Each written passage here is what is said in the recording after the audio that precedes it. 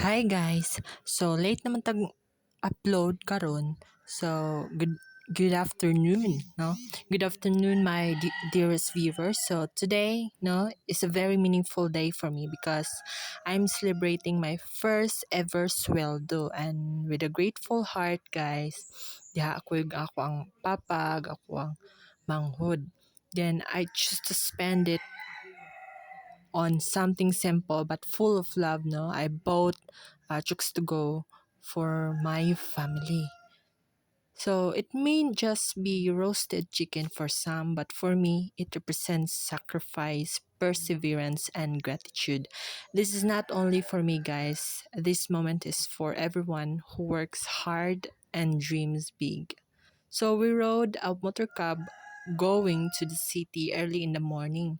The air was fresh, no? Kita gyud nato, the sky still soft with sunrise. My family was with me and guys, that alone made the ride more special. So simple moments like these become, guys, kablo ka ng priceless bitaw. Dili jud siya priceless when we shared with the people you love.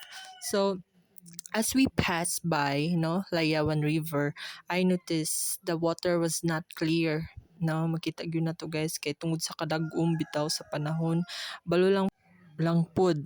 Sa una manggod, guys, kay dili sa ingon nga mag-ulan, no. So diha, guys, sing labay mi dira sa kuan, guys, church, and then nanguros ko. So dira, guys, no, because of the rain, guys, it was rising, no, and flowing strongly. So I felt a little worried seeing how powerful it looked.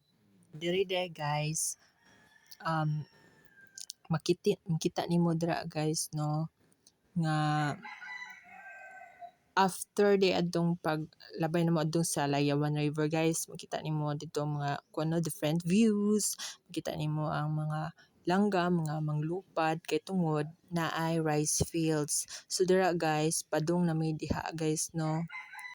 So dira, guys, so akong kuan pakita ninyo, guys, mao na ang kahimtang, guys, sa Layawan River. Then dira, guys, nakita ko, guys, no, napaka hardworking jud kay, no, especially sa mga tawo nga naningkamot gyud para sa pamilya ug mabuhi. So dira, guys, ngadto ako sa kuan, guys, Emilier. So nagkuan ko dira sa GCash, din after that ngadto na din dira mi sa Chooks to Go. So anyways, guys, so diha, guys, palit na ko og Chooks to Go, guys, dayon dagko kay lang manok, guys, makita gyud ninyo sa video, no, nga na capture jud siya, guys, dayon ning nana kadako ang ilang manok, guys, sa Chooks to Go. So anyways, guys, my first sweldo may be simple but it carries a powerful meaning, gratitude, love, and a hope for better days ahead.